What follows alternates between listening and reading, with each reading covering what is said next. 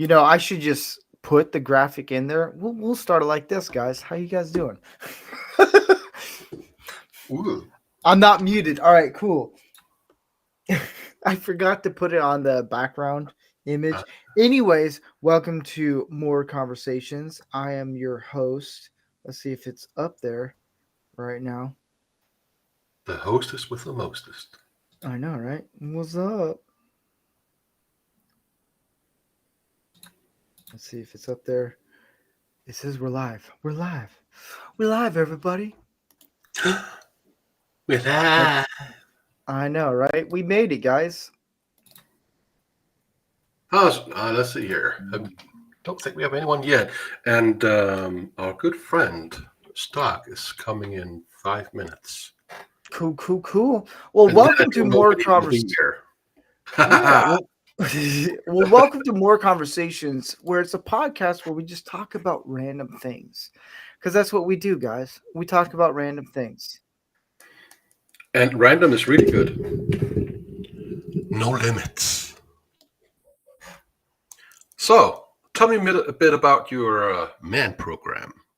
I am All right, curious. so anyone who's watching right now, first off, I'll say this one thing: Rumble Studios doesn't do a private chat for anyone watching. Um, you can just DM me on on X, Twitter, what do you want to call it, and then we can do that. Um, and yeah, uh, it's see, I really started this not even put the background in, and I'm all thrown out. But hey, um, right quick, I am with a buddy of mine, Snails Messiah. He's in the background. You can hear him in the background every once in a while. He's an awesome dude, funny guy. The photos he sent me in the DMs is hilarious. They're funny memes, dude. Um, yeah. First off, when I get to the man stuff, I want to introduce you because you've never been on More Conversations or Manorama. I want people to know who you are, how you doing, what are you doing. Keep the lotion and Kleenex away from the screen. Don't worry, I do that when I'm done here. Got it. That's when porn happens. Mm. But glad that you're here. I wanted to do. I was on Tony Stark's on his YouTube, which he's going to be coming on soon. A really good. This guy is coming heavy hitting with a promo video that he's worked on for the show, and that's going to come out soon.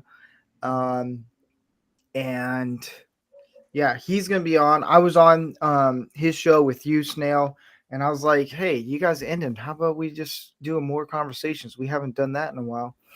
And yeah, so I was like, "Hey, how you doing?"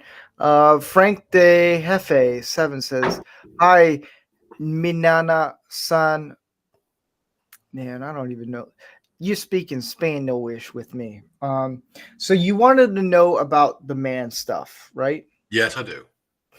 All right. So it's just how to be a man. It's just Okay. grow facial hair. If you're bald, you're bald. No, Manorama started. I mentioned this a couple times on the show. Manorama, that's the main show of here. Um Manorama was created because I wrote something in a tweet when I had Rancor Steve Twitter. It ain't in that anymore. It's not Rancor Steve because I got nuked. Here's the other thing: don't put Punisher symbols on Twitter. You will be banned. I didn't know this. Clearly, I got hit hard. Um, there was a guy. I said beta. No, I said simping is not manly. It's not masculine. Guess what? There was a guy who I think he had 2 kids, married. He said, I simp all the time. It's healthy. And I was like, there's got to be a show I got to send to this guy. I went on YouTube. I spent like 2 days looking.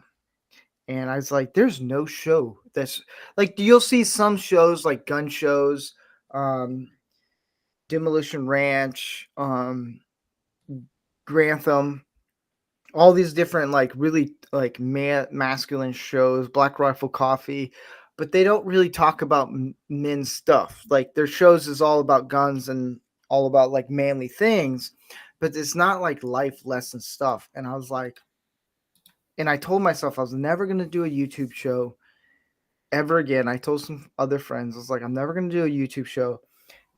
And I was like, dude, I gotta do this. I gotta make a show where it's just helping guys become men. And it branched out to this whole entire monster of a thing. And it branched into doing where I get probably the most. If you think of like Expendables and A Teams and think of like the men that are on the show of Manorama that are like, if you wanted to heist a bank, you wouldn't pick these guys. It's the misfits. It's the guys that have been through hell and back.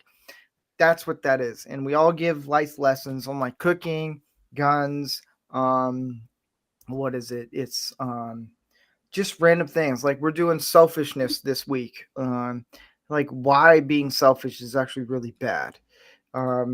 Last week I did the episode. I should know this stuff, Steve. Crap, what is it?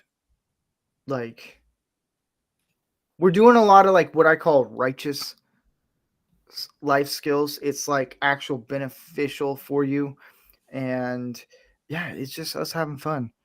And it ended up doing also Lego build, which has become a huge hit. I did that this weekend. Oh man. I think I did like almost 8 hours of Lego build this That's a weekend. lot.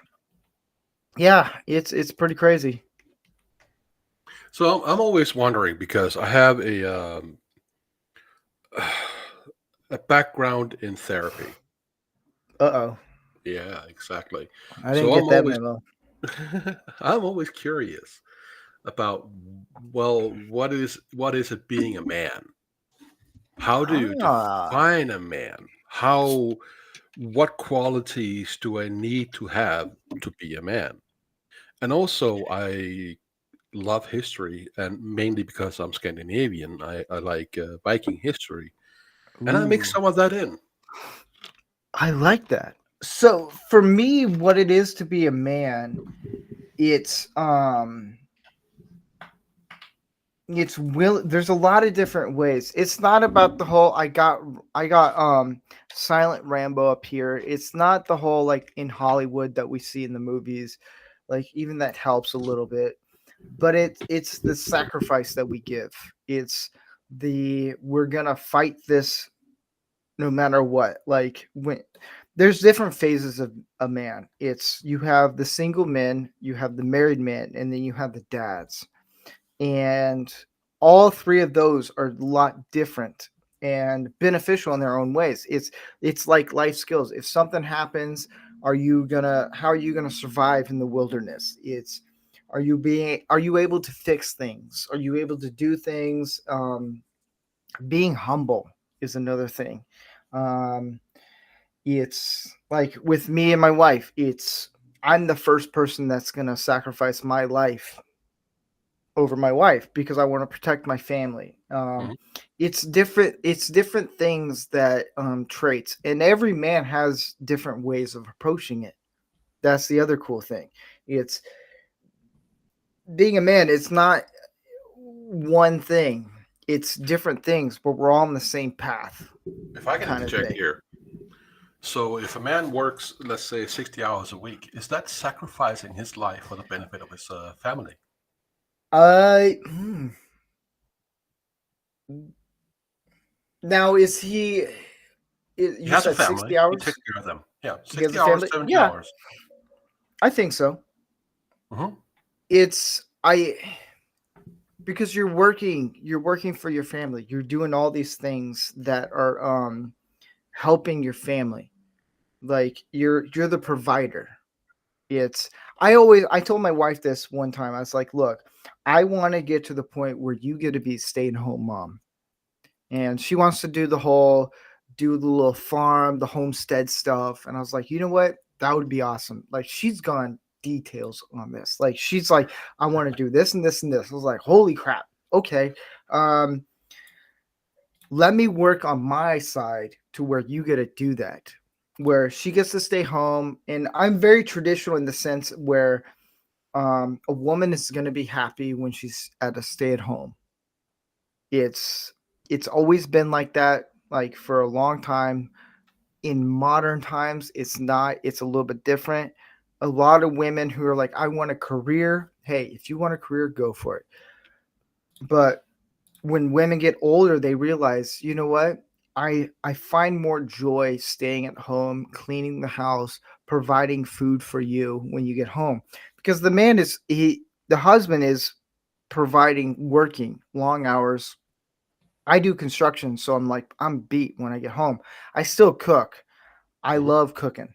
It's like, if I'm gonna cook, I'm gonna cook. But I think me personally, I think women enjoy being stay at home. It's just modern feminism has kind of ruined that a little bit and has allowed it to be where no, you need a career, you need to do all these things. Here's the other thing I can say this, and we're going to get to this in Manorama down the road, is men don't give a damn about how much a woman makes, what a woman's career is. We don't care.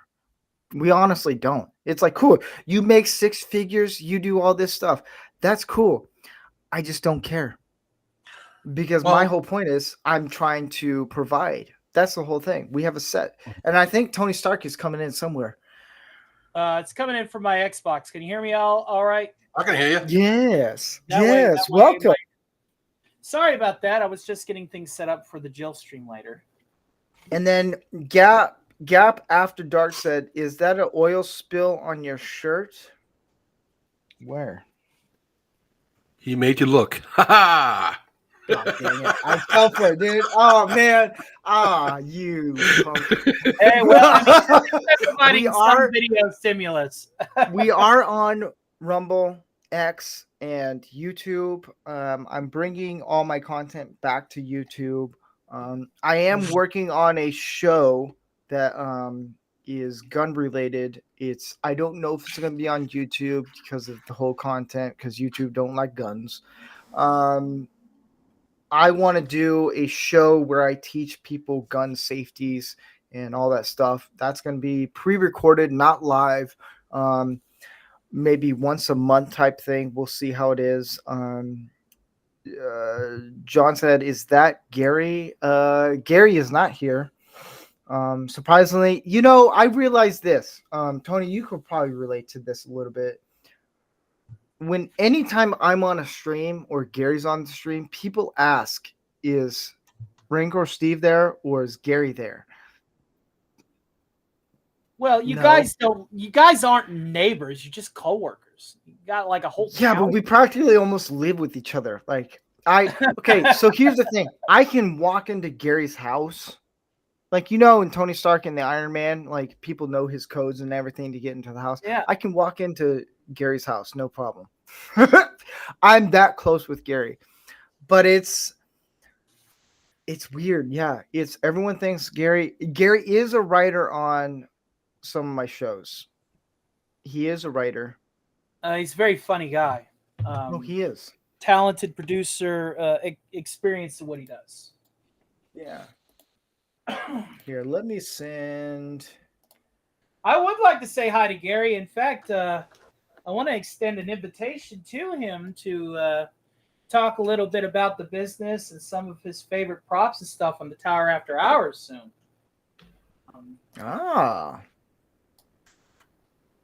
The invite also goes out to Andy if Andy's not doing anything. It's just Sunday's kind of a hard get for some of the more busy people that are busy during the Sabbath.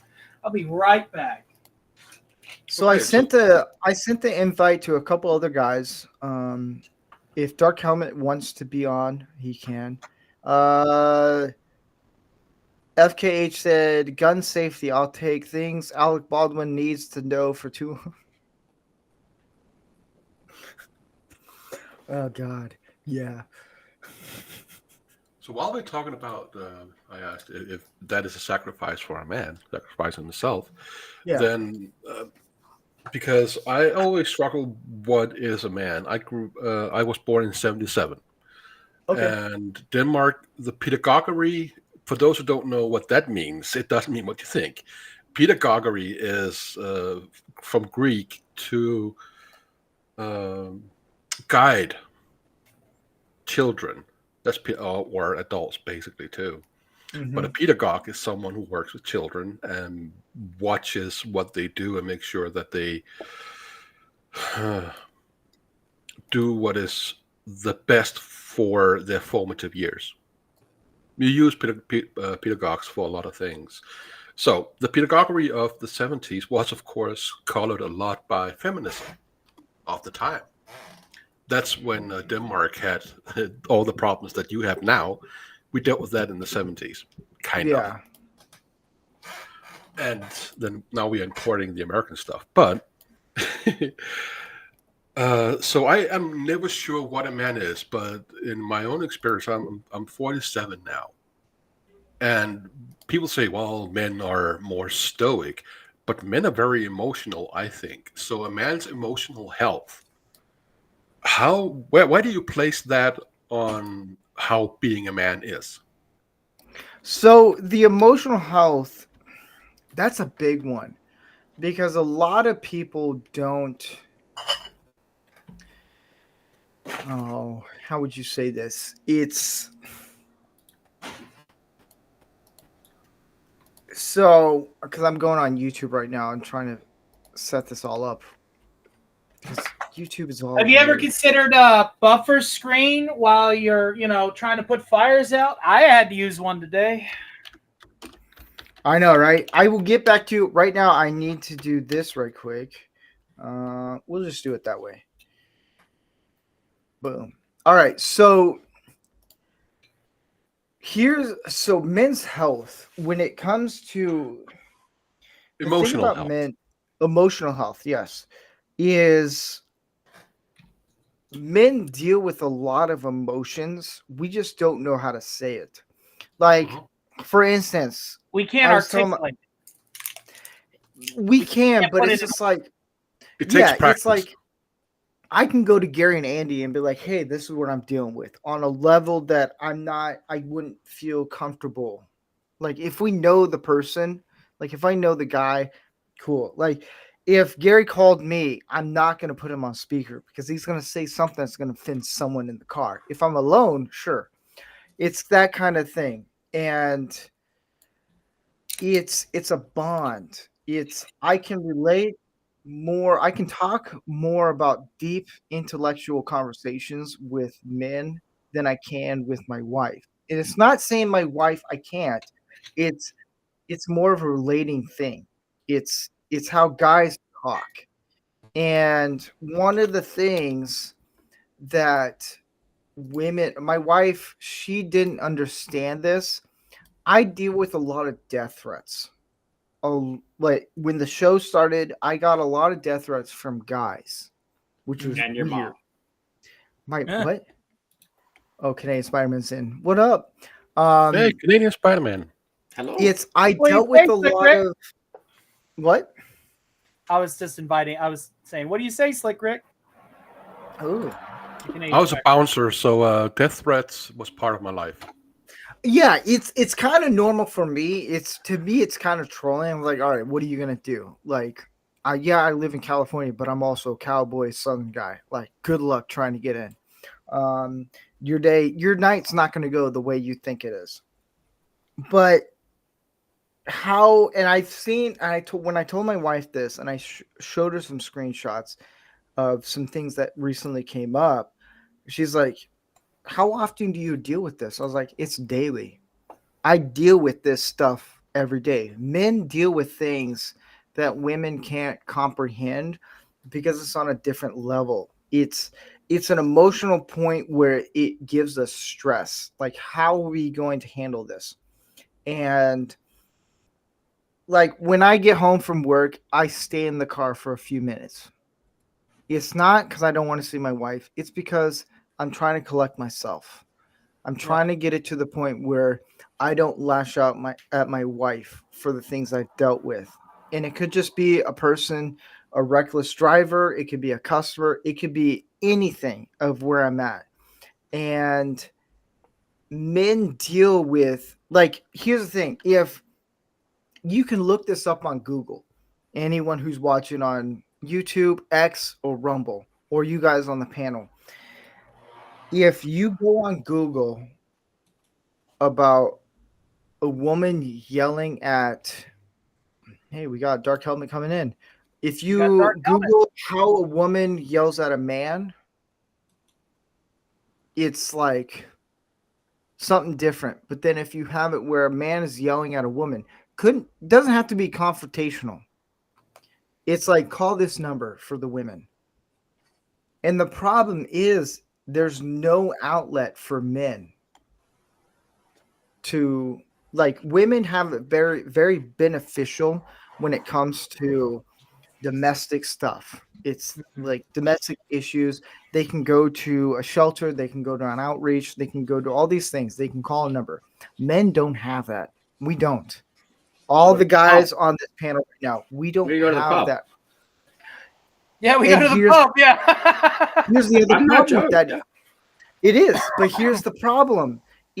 I don't condone drinking heavily, but it's like, I have a couple brothers at the lodge where I can go, hey, let's go on a Monday night. If we don't have a meeting or anything, let's go to a pub and have a couple beers and just hang out. That's what we have. And some guys take it to the extreme where they become drunk, belligerent drunks, and they're abusive. There's no outlet. So my show is that outlet of like, hey, this is how we can, because I get guys who come on the show, Canadian Spider-Man, Tony Stark. I got to get you on Dark Helmet one of these nights. And we just talk about, hey, this is the topic. Selfishness is next week's topic. We talk about the faults and we just break it all down. It's also a learning thing, because I think every guy who's been on the show, we learned something new. And there's no outlet for guys when it comes to emotional stuff. There isn't, because we've been told we can't. Well, we don't have emotions, first of all. We don't really need it. Yeah, it's Buttercup. Well, that's the thing. Now then maybe at the end of the day, we're still human, but because we have established ourselves as the problem solvers, the go-getters, the people that get shit done, we don't have time to ruminate emotionally about anything. We're supposed to be getting shit done. That's what's hammered home. That's the thing.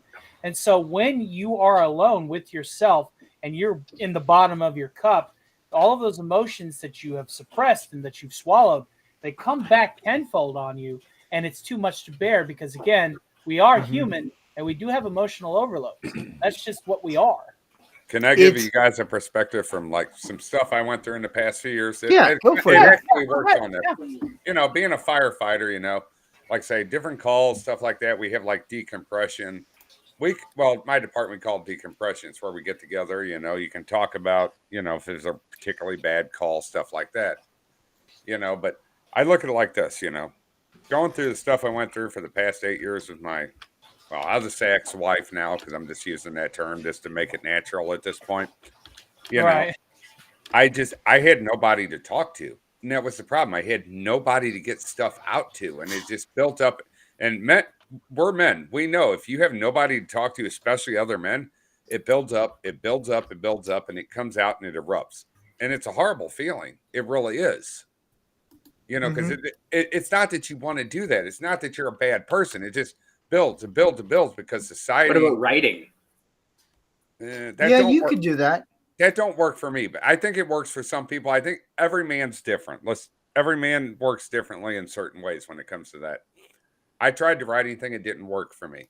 You know, you try to talk to other men, you know, just to get stuff out. I'm not saying being overly sensitive, beta male, and say, "Oh, I got pulled over for running a red light." Nothing like that. I mean, that's not what I'm talking about. You know, Don't play I'm talking the victim. about. Yeah. Don't be the false victim. Exactly. Yeah. You know, I'm talking about real legitimate problems, whether it be, you know, with, you know, children or family life, stuff like that, or just other stuff that goes with it. But I had nobody to talk to, and it was just the worst feeling in the world. I had nobody to have an outlet with, nobody. And it's just, there were times when I would just snap for no reason. And it's not that I liked it. I didn't. I genuinely feel horribly bad about it. But it's just, I tried to talk to my wife over and over and over with what's going on. She's like, you're a man. Deal with it. I'm like, yeah, never talk. Yeah, don't tell. Well, Yeah, here's the other thing. It wasn't petty stuff. Don't get me wrong. It was marital stuff that I would try to bring up with her.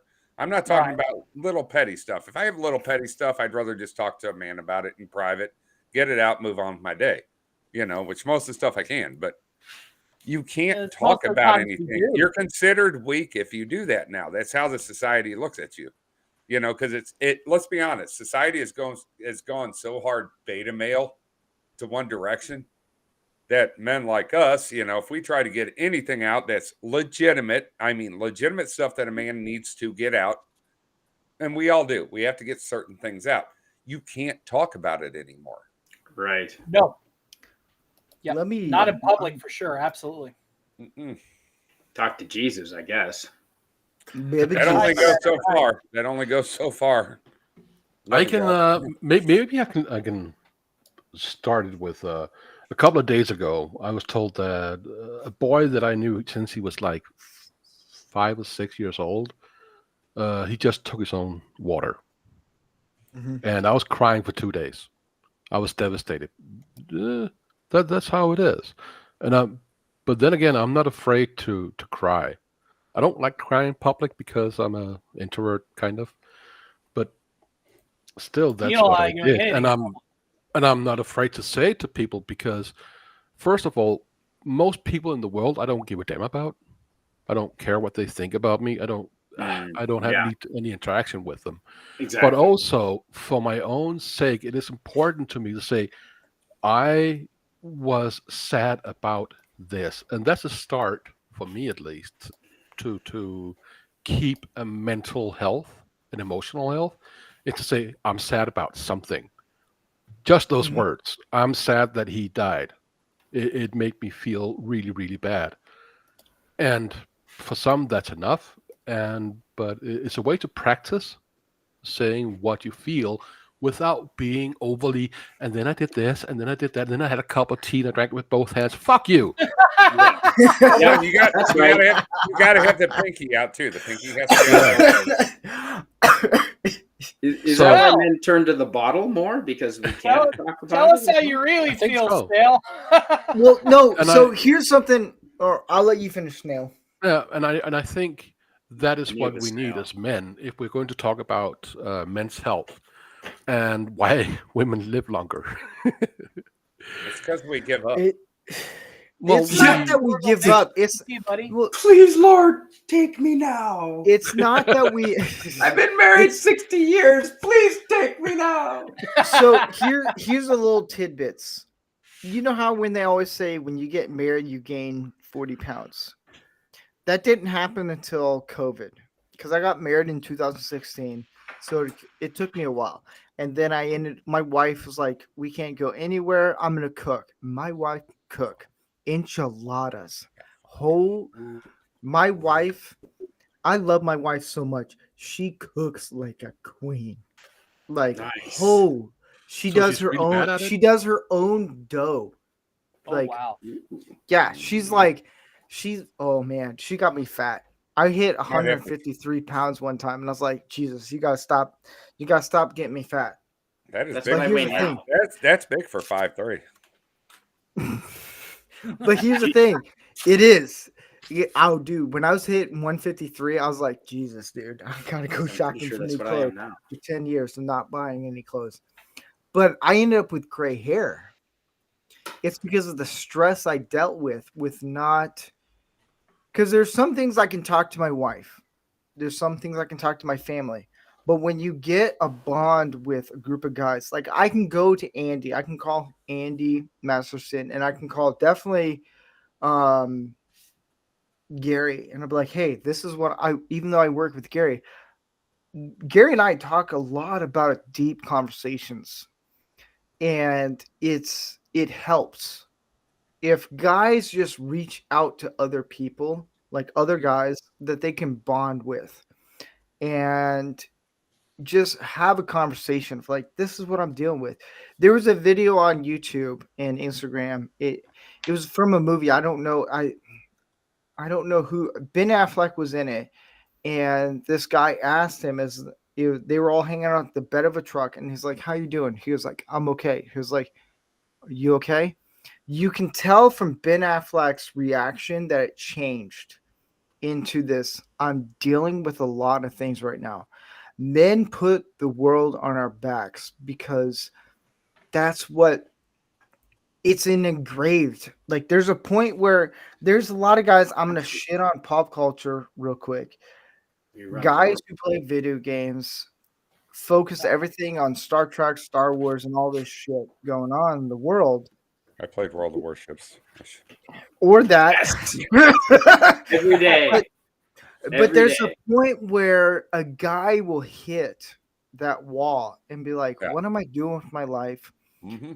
I need to do something else. That's why Manorama was built, was, hey, look, I'm bringing guys who have been married multiple times, who have dealt with a lot of crazy things. We're not perfect at all. We just have wisdom in what we've learned. And even for me, who's the host, like the show is not about me. That's the other thing. I've always put this in You really the did show. about that, Steve.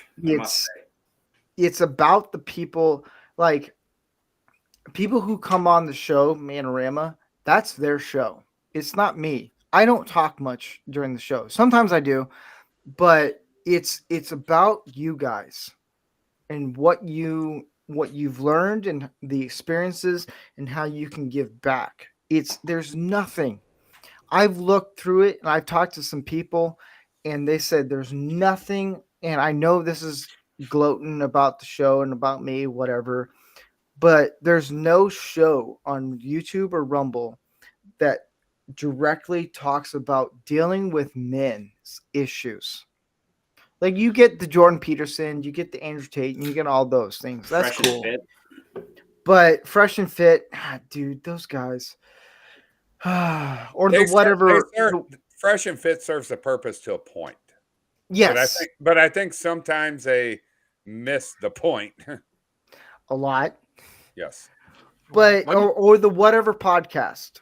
I'd actually been trying to get on the whatever podcast, but I don't think I'd ever go on because it's all filled with OnlyFans girls. And I don't want to be involved with that. I don't.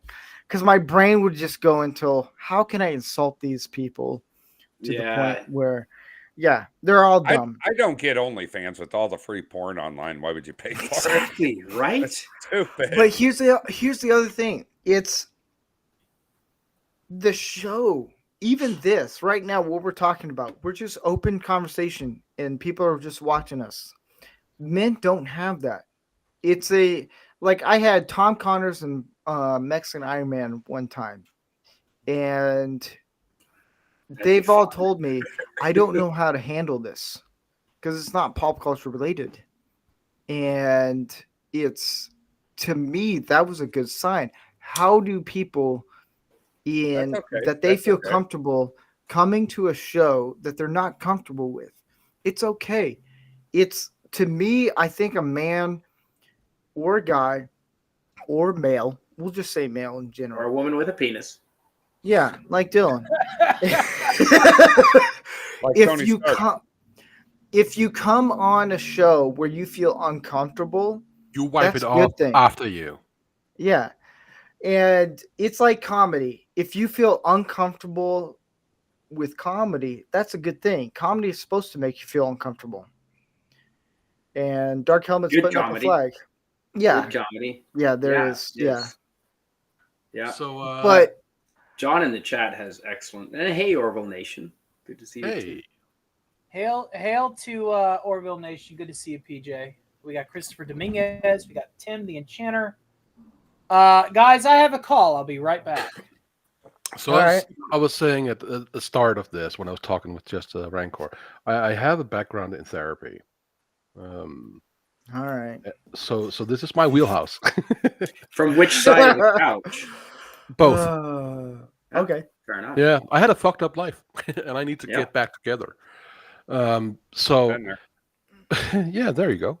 So from my side, I look at out in the world what they do, and they found out in Australia they did an experiment to have better emotional and mental health for men, and they had therapy sessions, group therapy for men, and no one showed up, and those who did, they couldn't quite commit to it.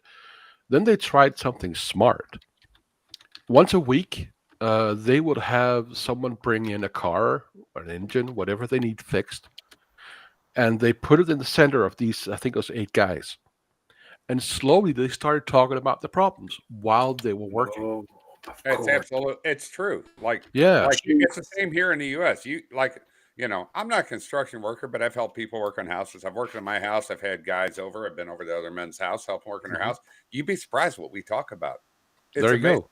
We Yep. just start letting Exactly. everything out. You do, and you don't think about it. The problem is that society today, especially with certain men, these alpha males, they call themselves alpha males. They're beta males, let's be honest.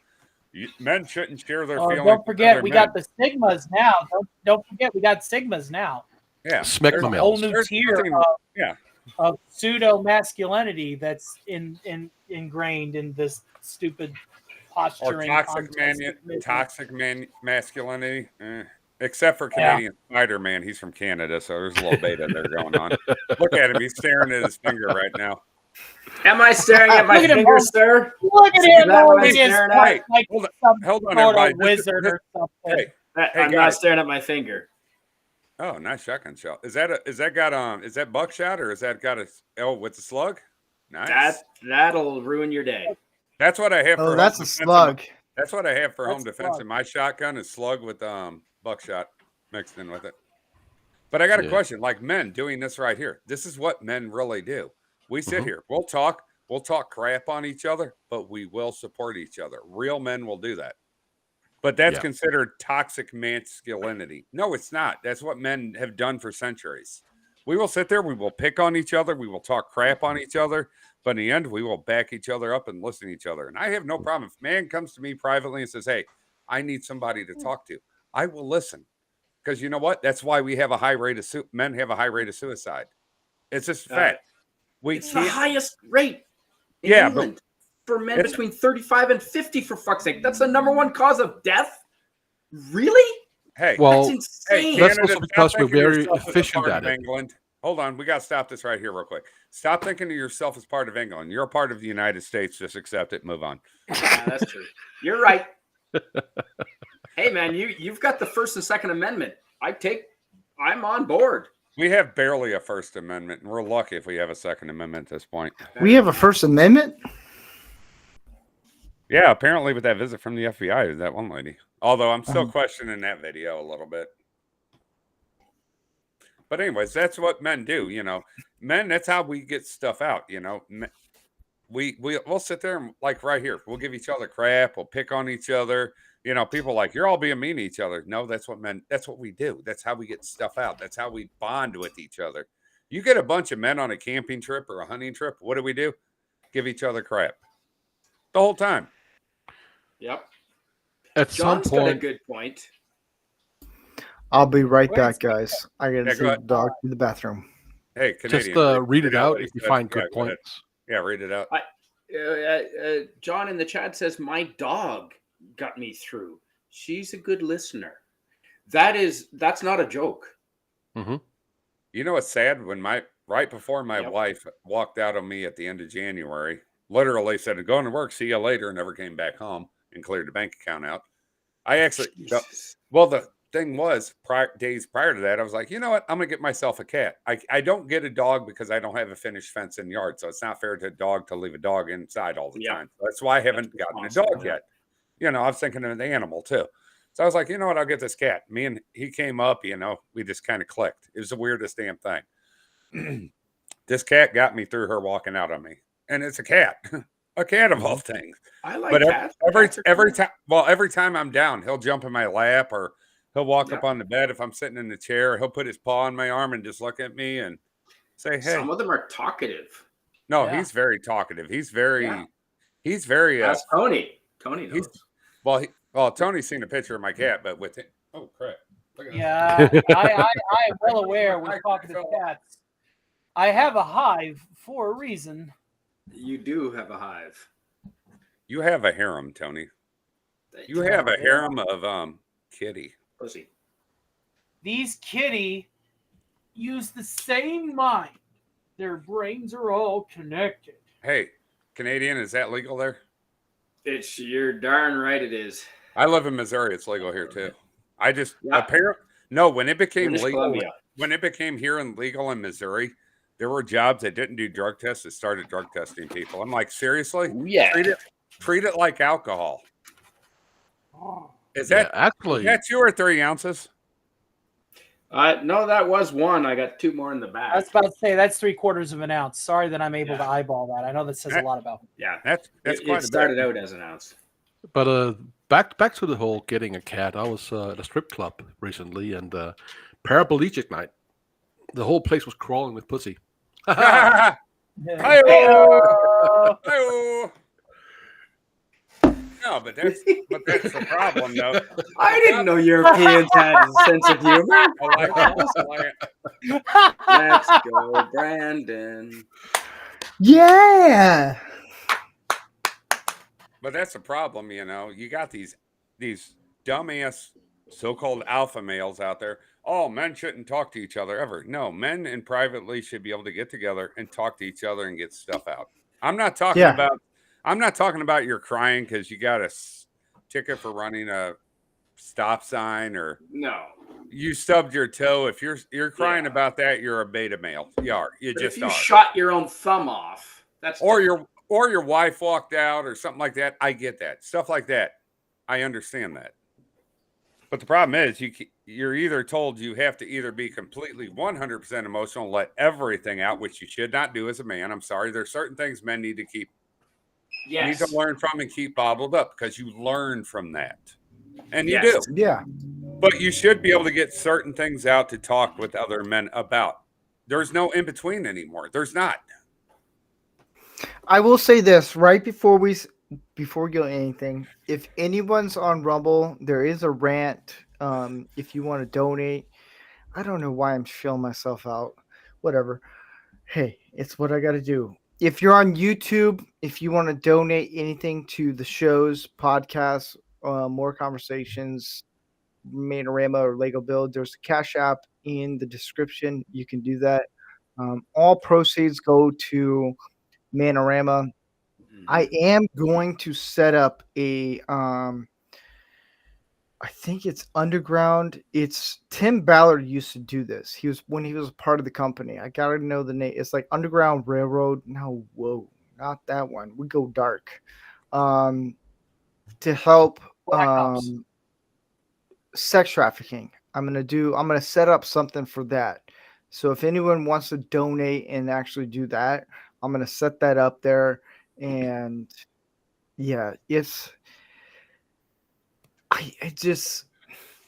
I wish there was more outlets for guys to get plugged into instead of just like more conversation. That's where it's like I can bring anyone on and we can talk about whatever your heart's content. If you want to talk about Star Trek, cool. You're gonna be the only nerd who's never seen tits or a vagina in their entire life. And you're just gonna sit there and be like, "Oh my gosh, Star Trek is great." We're not mutually exclusive. I haven't seen it in 7 years. As the guy gets older, man boobs. It's the same thing. But dude, I'm loving the conversations, man. This is a lot better than how I thought it was going to turn out. So Hey, here's a suggestion for everybody who's Yes. listening and everybody present. How about if you value your own mental health and emotional health? And we just heard about those guys who sat around an engine fixing it and started talking. How about extending that into your real lives outside of everything here, and maybe invite a few guys over and fix something? Yeah. I used to have big get-togethers, man. We do that play on the daily. poker and get have a few drinks. But do that something. would be a way to have that, because I think we were talking. I was asking Steve if part of a man's sacrificing his life, sacrificing himself, was working 60, 70 hours a week for his family, bringing home money for the family, regardless if the woman works or not. That doesn't matter. But if that was his sacrifice, okay, that is part of his sacrifice, but he also needs the outlet. Mm-hmm. That becomes the car that he tinkers on without the wife, which is really sad, but do that in your real life. Extend it out. Have an engine. Have something. Help each other out. I know dick shit about cars. If I had guys near me that were fixing cars, talking, I would be there. And that's the way you. Sometimes it's just the environment with other men. Yeah, It is. It's the environment with And being there's with some men other that men. don't get it. That's another thing too that often throws a wrench in that plan. Is some of these guys just don't get it. well, they can fuck off. Well, here's the other thing. Here, Tony Stark's onto something. It's some men, it doesn't click with them. Some of the time. Then they find Like, something they can else. be like, hey, I work on a ranch. I do all this stuff. That's pretty fucking masculine. I've done that. It's hard work. It's a pain in the ass. But sometimes they're just like, how do I talk to my wife? How do I do this? How do I approach that? If you find an outlet where it's like 3 guys, close guy friends that you can just hang out with. Like women, they need like 20 women to hang out with. That's Yeah, an they do. exaggeration, but they need No, they it's need a not lot fair. of women to talk. Or bathroom. Yeah, it's there. You guys know who the comedian? God damn Canadians. Sorry, Yeah. wood stove. Wood stove. Do you guys know who the I don't know what comedian? was funnier. I don't know what was funnier. The- The cartoonish Roadrunner-esque beep beep, and there he is. Hey, Canadian, I love your flag back there. I know exactly what that says. Yeah. Yes, the Black R, Friday. the T and the R. I think the technical term for that many women is a gaggle. A gaggle. Yeah. Yeah. I was So, going to say or a murder. Penthouse, but that works too. do you guys know the comedian Joey Diaz? Yeah. Mhm. No. So he did stand up. I'll try to find the video to send to you guys. I don't want to do it because I don't want to get copyright or anything. But he did stand up where he said you only need 3 motherfuckers to take over the country. Just 3. I did the math and I looked into this. A man only needs 3 other guys 2. to just vent, talk about whatever. Just 3 guys. You don't need more. It's because Monday we do a meeting at the lodge, the Masonic Lodge. Once in a while we'll hang out. I'll get a group of guys, 2 guys mainly, and we'll just talk. It's just 3 of us having a couple beers and just talking. And we talk about a lot of things that we normally wouldn't talk about to anyone else. But since I know them, I'm like, hey, this is what I'm struggling with. And the other guy's like, I'm struggling with the same thing. It's the outlet for guys. So any guy who's like, hey, I'm dealing with this, I'm struggling with depression, I'm struggling with suicide, I'm struggling with anything, whatever they're like, I'm just struggling with the world just crushing on me. No one's listening to me because society doesn't really give a damn about men. No. They don't. They just don't. You can Google it on YouTube, on Google. What happens when a woman yells at a man? Well, she needs this and that and this. Well, what happens when a man is yelling at a woman? We'll call this number. Fuck that. Call 911. That's what it comes Yeah, down exactly. And the cops show up and beat him. to. Can I give you a Yeah. story from last year that's in relation to this, if you don't mind? Yeah. It's actually men related. Last year, I'm not saying I was proud of it, so just so everybody knows, I was very ashamed of it, as a man should be if a man's wrong. No, because I was wrong. But past 7 years, just going through a lot, with I just say ex-wife now because I'm just using that term, even if it's not official yet. I started drinking just cheap off the shelf vodka. I mean, like country club vodka. I'm Oh yeah, sorry. I know what you're talking about. Yeah. And I How flipped you out, doing? just because of everything that got to me, because I had all the guys I know have moved. I lost contact with them, almost everybody. So I have nobody to talk to at all. It just built up. It built up. It built up. It was either take my own life or let it out in another way. And I was at that point, literally, I'm and sorry I to hear just snapped and I punched a hole in my wall. I flipped out. Nobody was here when it happened. Somebody, when she came home, my wife came home. I'm like, you need to take me to this rehab center. I need to go there. Something's wrong with me. At the point, I didn't know what was wrong. I knew, but I was denying it. Let's put it that way. Ignorance is bliss, so to speak. I spent 3 days. You were posturing in the public what you knew only yourself. Yeah, I spent 3 days there, and I was talking to the doctor, therapist doctors, and they even, and it was, one of them was a female. She's like, I think your wife's your problem. And that's what they told me, Yeah. and I haven't drank vodka since, I stopped. I haven't done it. Terrible. I'll drink it if I have nothing else. Well, but it only was, if I have nothing else. and it's just, it came out in a bad way. And I'm not proud of what happened. I'm very ashamed of it, because it should not have come out like that. But I didn't feel like I had any outlet, and it just exploded out. And I was so ashamed, so embarrassed, as a man, men should admit, for men, we were wrong, and that's how 3 I days, look at it too. yeah. And 3 days being there, it kind of got to me. At that point, I knew the marriage was over. I knew it was over. I'm like, because when I came home, my wife looked at me, went, your problem, not mine. Well, I told her, I'm like, you are the problem, part of the problem, not all of it, but part of it.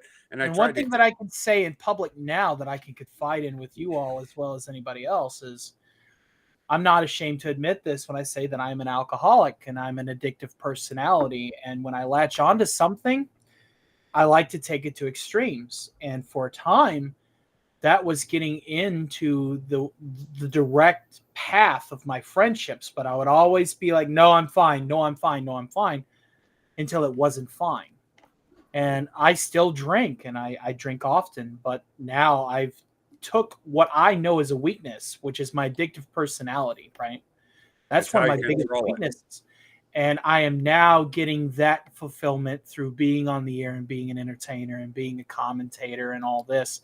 And because of that, I'm able to get the satisfaction that liquor was doing for me in a way that isn't going to kill me in 10 years. You know what I'm saying? It seemed like a satisfaction, but it was masking the problem. It was covering. Yeah, we are problem solvers, and sometimes we need each other to help solve problems. That's what I'm saying. There's no support mechanism for men. There's just not. There isn't. You're either considered a weak man if you want to say, "Hey, I need other men to talk to. I need to let stuff out. I need to."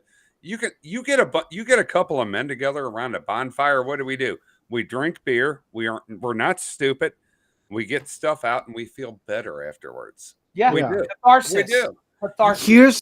Here's the other thing about that I've learned being married. Ben, we're all stupid. Let's just face the fact. We're dumb as bricks. You show some boobies to us and we're like, yes.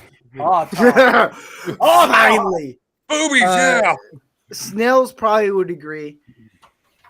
But like I'll go to my wife and I'll be like, hey, because I deal with anxiety, I deal with a lot of mental disorder and everything. I hate when people self-diagnose themselves. Oh God, yeah. But here's the thing. I know I'm on the spectrum on some level. So when you do watch Manorama, you're like, wow, Steve's kind of fucking stupid and retarded. Well, you're not wrong. There's a call sign for that. I got told by the doctor when I was in there for 3 days for the alcohol issue. But I would come to my wife and be like, hey, how do I approach this? Not because women watch Manorama. Not many women actually watch it. It's mostly men. Canadian. It's because watch the show, if Gary was on. Oh yeah. But Manorama and the show, the stuff I do, besides Lego build, it's not geared towards women. It's not. Because women are going to get a little feisty and a little offended by what we say. This is not what we. Manorama is not for women. It's for men, and it's. Women are welcome. So I go to my wife. So the whole point is sometimes if you're dating or married or even have a friend that's a chick, it's okay. Sometimes they know what they're talking about. Sometimes, not all the time, but sometimes. Like if I go to my wife, hey, how do I word this? Like she's a lot smarter than me on a lot of things, and she's like, oh, this and this and this. It's like, okay, cool. It's okay to actually go to women for some advice of like, how do I No. this? No, I'm not Never. Canadian Spider-Man. No, No. Canadian Spider-Man. I'm not kidding. Like their perspective on it, you mean? Yeah, Steve is right. because Steve is right on that because one. there's a certain way to actually promote things. I'm But you not still kidding. listen to yourself. You don't advocate. Well, yeah, you take their Okay. advice. You sometimes you don't take it full, but there's some Okay. times where you're like, hey, how do I approach this? Whether it's like a friend that's a chick that you know, a girlfriend, or your wife. If you be like, hey, how do I approach this of reaching out to more people? Sometimes women actually know how to approach it better than men do. Not Sure. all the time. Sometimes, yeah. Now, Women are natural communicators. They're and better they're socially. Yeah. really, really good. They're very good at emotion to a certain Yeah, point. exactly. Yeah. A lot of the time when I have a problem and I don't know how to deal with it, and I try and find my own way, I need to ask a woman because I Mhm. forget compassion. Yeah, sometimes, just like men, if we're married or whether we're dating or we're married, men, we still want to feel wanted and needed. We do by our wives or girlfriends. We all want that. But, some women don't give that. But, if you have a woman that gives that, you can actually sit down with that woman and talk to them on certain things because they can give you valuable advice on certain things. They can. Just like if a woman were to come to me on certain things, that a man could give him advice on, I may be able to give it to him. Yeah. Oh, by Like- the way, any men out there, if your girlfriend or whatever comes to you and asks or want to talk about something, do not give them advice. They don't want it. They Mhm. just want you to listen. Yeah, that's true. Yeah, Raquel SSG, Right. God bless. Just keep your mouth shut. Just Yeah. listen. Shut the fuck up and just listen. It's what the did health- what did Yeah. what did you say, Tony? Raquel SSG is heading out. Just wished her a happy Easter. Cool. Happy Easter. Sunday identifies as Easter. So here's two things that I did this weekend. Yesterday, where for some reason I agreed with my wife to go to a farmer's market. I Ain't don't nothing know wrong with when I agreed. I don't know when, but somehow I agreed. That's the thing. Wives know how to make their husband agree to something they didn't know. And it was kind of cool actually. I got M.O.R pretty cool. wild boar sausage. That sounds good. I know. I was like, ooh, this is kind of cool. And Oh yeah. our back license plate was flapping in the wind. It wasn't screwed in all the way. It got loose.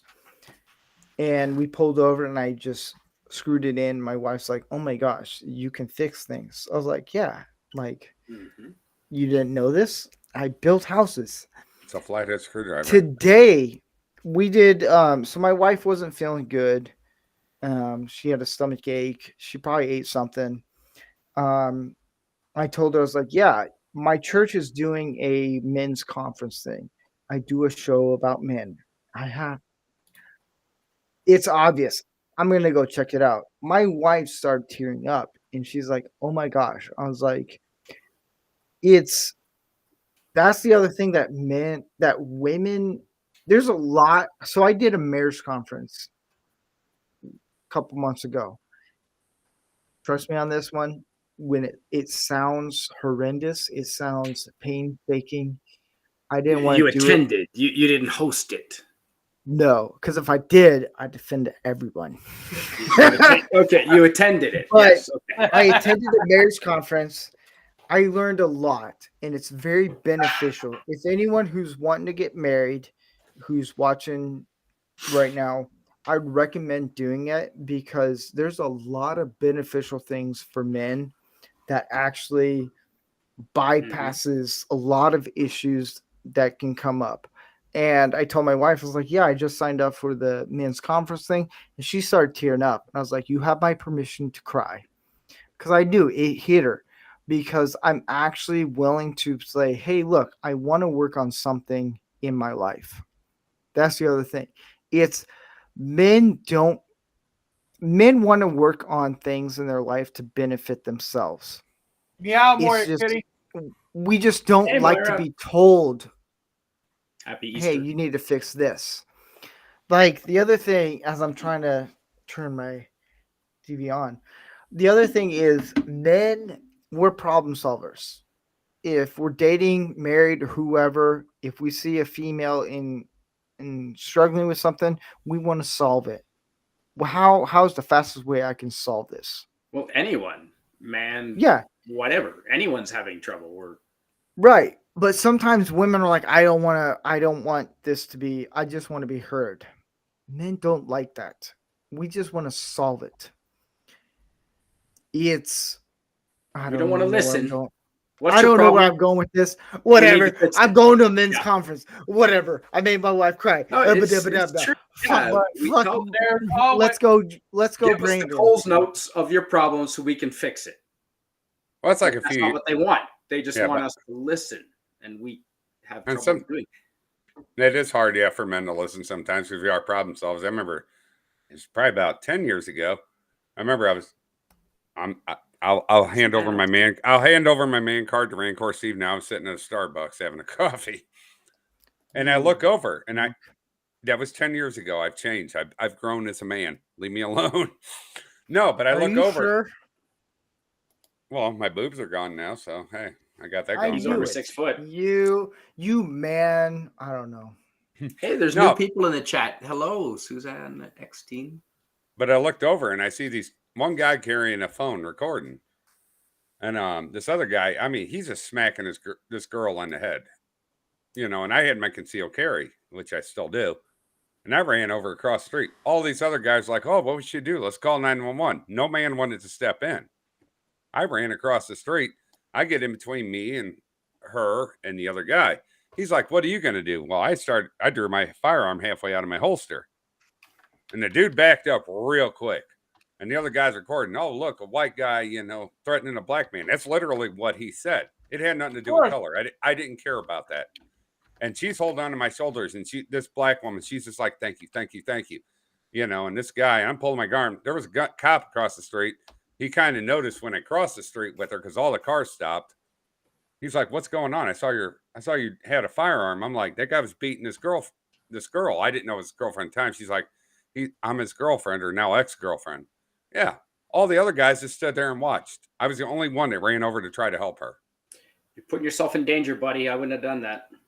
Not these days. I'm sorry, but not these days. Where I am, I was perfectly fine because we got stand your ground and stuff like that in the state I live in, so I was perfectly fine. In Canada, you'll be in jail charged. No, the officer walked over to me and said, "Hey, man, good job." And he's looked over and goes, "Were you?" He's like, "Did anybody else do anything?" I was like, "No, I think I was the only one that went over there." And the cops were like, dark helmet. I had fear. Don't get me wrong. I had legitimate fear because I didn't know if the guy had a gun. Quickly becoming an obsolete concept in today's society, and that's one of the problems what we have. Oh no, men are not. If you stand up for a woman now, you got these women now. I opened the door for a woman several years ago, and it was Don't just. do that. It's good to see you, Moira. I don't know if you heard me, but I did hail you earlier. I saw you, hon. I was just opening the door, because that's how I was raised. Open a door for a lady, anybody in general, but especially a lady. That's how I was raised. I opened the door. She looks at me and goes, I'm an independent woman. I don't need a chauvinist opening my door. I shut the door real quick in front of her face and went, open your own damn door then, and walked off. And then she got mad at me for that. I'm like, yeah, fuck off. Here's the other thing. Have you noticed when you guys open a door for a woman and she doesn't say thank you? Do you guys want to shut the door? Absolutely, Like, every damn time. Open There's no it common yourself. courtesy. Yeah. It doesn't. No. It doesn't matter what's between her legs. It doesn't matter what gender they are. If they don't say thank you, I'm up. You say thank exactly. Doesn't Yeah, matter you what keep sex. the door open, but there was a chick who I opened the door for, and I'm like, I'm gonna open the door, and I took my wife on a date, and I kept the door open, and this blue-haired chick was like, "Bah." I almost said, "Equal opportunities. Get the fuck back in this restaurant, and you can open the door yourself." I'm just never going to. It's that thing. Yeah. I don't know what it is in Canada, but here in California, it's this whole I'm a woman, I can do everything. Oh, really? You can do everything. All right. Can you weld underwater? No, She can I be taught can't. to. Can you She- perform competently in combat?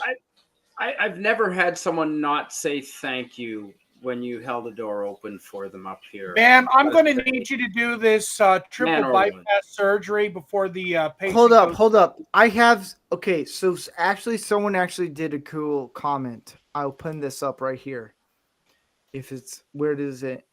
Suzanne, who has become on YouTube a big Make fan. her work.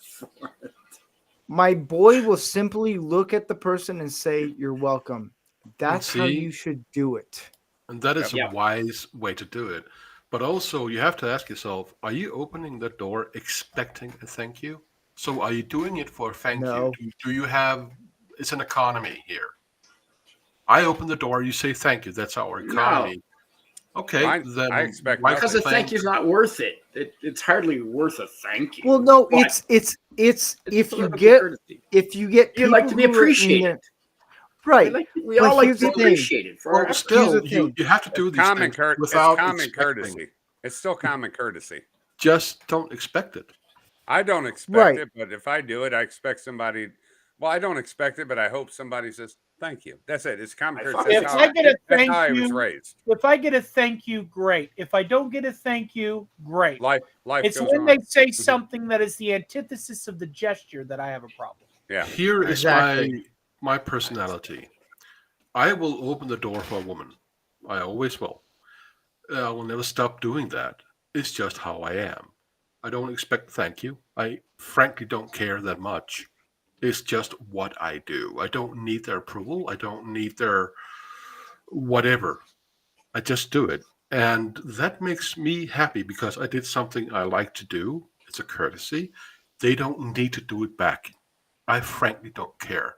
Once I have opened the door, you're through. You're not in my mind anymore. My problem is, I hope when I open that door that may pass off onto them. For me, societal. Because let's be honest, a lot of us Western countries, we have societal decay. We just live. At least if I do that for somebody, I hope that person they don't have to say nothing, but maybe they'll remember that and do that for somebody else and hold the door open for them. Common pay for courtesy, just to be respectful. That's it. And But you know what? I just think it's important that we don't expect people to No, be I thankful for it. It's really important because then everything is an economy. And I we hope will they. do I things hope they with do it. I something don't wrong. I expect think it. that's wrong. That's my. Here's the other thing. Trump wants to say something. I'm Donald Trump, and I approve this message. Grab them by. Sorry, never mind. All hail God Emperor Trump. No, it's so I will. So with my car, I don't open my wife's door as much. I am now because I have to unlock it and then go all the way to my wife's passenger side, open the door. It's a courtesy thing. I think with guys where when you open the door at a store or anything, whether it be an automatic door, I've done that where I'm like, there's like a group of women that walked in to, I think it was Target. I opened the door. It was an automatic door slider. I was like, the door is, Caregiver. and they're like, oh, thank you. When they're like 40 or over, they understand, hey, this guy is actually taking the time to open the door so I don't have to do it. I'm not looking for any gratification. It's just in my DNA. I'm going to open the door for you. it's a polite thing, whether I'm dating, married, or whatever it is. Just do it. Chivalry is not lost. It's just fucked up. It's covered That's up. what- It's obscured. Yeah. It's dead, So- and feminism killed it. We all know this. Yeah. But Well, here's No, the thing. it's still there. I'll say this for any guy who's dating 5 years from now watching this episode, guys, open the door for your woman on a date because it goes a long way. It does. Whether she says it or not, don't expect anything. Just do it. I would say just be nice. if you're dating in that case, watch her reaction though. Watch her reaction and see how she reacts to Yeah. it. Because Because she may just sit there and think that you're a mandated to do that far. Then you're just being a gentleman. Don't Exactly. do anything for a woman you Listen. wouldn't do for a dude. I mean, I would open it. Gary opens the door for me, and I Exactly. open the door for him. It's when you get two guys trying to who's going to open right, the door Moira. first and who's going to go in first. It's hilarious. Or we'll Like just say, sometimes fuck I'll off. be like, sometimes I'll tell Gary, I was like, no, you can go. He's like, I opened the door. I was like, go in, you little fucker. Or I'll just open the door for somebody and be like, fuck off. You eat my But butt. when you get a woman who Moira is says, correct. I don't need, I had this one time where I opened the door for a woman. She's like, I don't need a man to open the door for me. I pushed her back in and I shut the door. I was like, you can open it yourself. She got pissed. Lock And it. that's what I mean. It's like, guys, we shouldn't expect anything out of opening a door. But if a woman is saying like, "Ugh, I don't need a man. Oh, you want equality? Cool. Push Okay, them here, back open in. your own door. Yeah, open your own door. I don't care. Whatever. Like, How about install your own door? Build your own door. they're not going to be able Where to did install it. Dark Helmet go? I'm here. Well, some of them. The rare few. How do you Right, Moira, it's how do totally a you psyop. gain power? And let's say we have a small community, 10 Yes. people. I want the power of that community. How do I take that power? Steroids. Well, Divide and conquer. You want Little the blue medic- pill. but here's the Um, thing: you make people stop talking to each other. Mm, Yeah. Yeah. Would that That's the include way you people that seize sit power. there and text Divide each and other conquer, as instead of Spider-Man actually having said. a conversation? Would you So- include that? Like, I got a question real quick. Would you include like people sitting there? And I seen this the other day at the coffee shop. It's actually a good coffee shop. Their coffee's actually fantastic. You don't even need sugar with it. It's that good. But Oh, wow. I watched a man and woman. I could tell they were on their first date because they had like a 20-minute conversation. So I could tell it was first date kind of thing. You just know that when you see it. The whole other hour and a half, they sat there and were on their phones the whole time.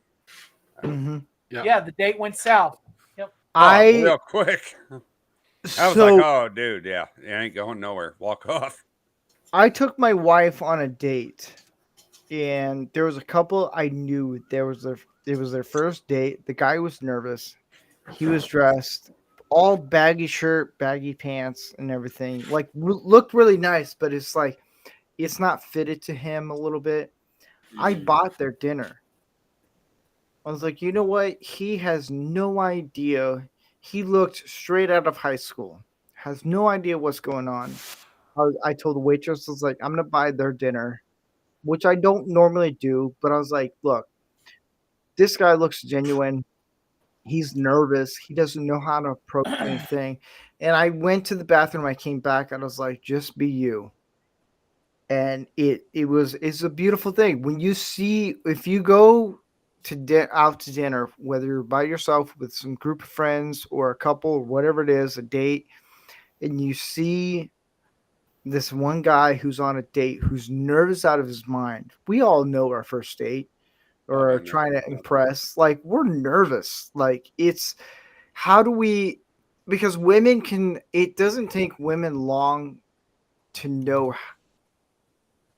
who we are. It takes a few seconds. Men, we're just dumb. It's like, hey, I got a woman. What up? Hey. Women are hard to figure out sometimes. Oh God. I've been married almost 8 years. Well, I still because they don't show their true selves, but we do. exactly. I didn't When we're learn on I didn't learn my wife's true self until 7 years ago. but when we're on a date, when guys are on a date, we're just like, hey, how do I impress this chick who I want to date? Like genuine date. And guys, when we're hanging out, going to a restaurant with a group of people or on our own date, we can spot that really quick. And we're like, all right, this guy's very genuine. So I bought the guy a date. I was like, whatever it is, I have money for it. I saved up. I saved way too much for my day. My day was a lot cheaper. And I was like, I'll pay for Was it most, if not plastic all. doll? What? Nothing. Huh? Who? What? Was your date a plastic doll? No. That's why it was cheap. But and I told my wife, I was like, yeah, I told my wife, I was like, you know what? I paid for the guy's date and it relaxed him. That's the thing. Like when guys go on dates, that's the thing about like being married is we kind of veer off from what it was like when we were first dating. I was nervous when I met my wife. When we were first dating, I was like, this is crazy. I remember I told her. No one teaches you this shit. You got to figure it out on your own. Even when you get married, no one teaches you about marriage. Jiggle the key and pump the gas and make sure that engine takes over. And if you don't, listen, if you talk to 10 different men, you're going to get 10 different levels of advice about marriage. None of it works. Because all marriages are unique. That's the problem. There is no Cliff's Notes for, hey, hold on. Hey, Steve. Hey, Steve, you got to address somebody here. You got to address somebody. Susan Epstein and YouTube. Which one? Is their very last comment right above John Sapola's? No, that's not we have true. a woman trashing stream more like a breakup stream? There's not one negative thing we said about. Absolutely not. No, we're just no. But we're addressing issues with not women. Not one negative thing was. I said will about say this. Women. I will clarify Absolutely this not. right now, Suzanne. I love women. I think women actually play a big role in society. It's the modern feminists that actually play an important role of destroying a lot of society, because you get a lot of like modern feminists that push this idea of like, you need a career, you need to do this, you need to do that. And then when women get to a certain age, I told my wife this and she's like, she was pissed about it. When I told her, I was like, men don't care about, and I think I mentioned this at the beginning of this podcast, men don't care about what women do for their career. We don't. No, we don't. We genuinely don't. No, like, absolutely. If they make more than us, awesome. A good husband will support their wife in any endeavor. Exactly. Are you pleasant to be around, and are you attractive to us? I appreciate women who say, you know what, my husband, my man, whatever you want to call it, is working really hard. I'm going to support them. That's the women that we long for. And I think a lot of women, younger women who are in their 20s, don't understand that, who do OnlyFans or whatever it is. They don't understand that, guys, we just want a woman who will be there for them. Like my wife, she write notes for me. And sometimes in the morning I'll find them. She hides them. I hate that. Don't hide them. I hate when you hide them. Because she's like, did you see the note I wrote for you? Like, no. Oh, then you got to go find it. It's like, well, where the fuck did you put it? Hank, it's like, what the hell? Really? My wife wrote me a note the other day. And it made me the happiest I've been in a long time. Like, she saw a smile in my face. I was like, this is it. Like, this note right here made me more happy than the 7 years I've been married, because she saw that, hey, look, this guy struggles with a lot. I'm giving him something that he's going to cherish. And I keep the notes now. I have an envelope that I keep all the notes my wife hides. She got like 100 notes hidden somewhere. So Suzanne, we're not really trashing women. It's just the modern feminists who just hate men. that's who we trash, because they don't understand how beneficial a man is. Like They hurt women modern more than what? anyone. Or the Modern feminism hurts women more than anyone. Yeah, It it's or the modern women that sit there and say, "I want a man, but I want a man that's going to take care of everything for me." It's here's not. the here. If I here's make the- if I make enough, and a woman says, "Hey, we agree," she says, "Hey, I want to be an Equity at-home is wife," not and it would work. I'm equality. fine with that. Equity is not equality. It's not. And in this day and age, especially with the younger generations, they are assuming that equity and equality are the same. Well, To even some of the facilitate a means for equal opportunity, it's not equal opportunity. There's some things that we as men cannot do, but women can, and vice versa. well, like these women, Yeah. even in their late 30s or early 40s, that finally want to get in a relationship. Like I concentrated on my career, and then they can't find a man, and they can't wonder why. No. I want collaboration. I would say mid to Not late 20s is a good mid to late 20s for a woman is a good time to get into a relationship, and a long-term one. If you're waiting until your late 30s or mid 40s, you're going to have a hard time finding a man at that point, because they've checked out of either the dating pool or they're already married. Well, it's also a man, when a woman hits that point that you were talking about, Dark Helmet, they're kind of at the point where you're in your mid to late 30s. A woman's not going to be able to produce a child as easily. Exactly. It's like the eggs Like- at the store. They have an expiration date. Right. Like my sister-in-law on my brother's wife, they're having a child soon. Like, which is a miracle in my opinion. I'm like, that's pretty awesome. And it's with a guy, when he's at a certain age where he's like 40 or 50 and he wants to settle down, he's like, you know what? I've done enough. I have money saved up.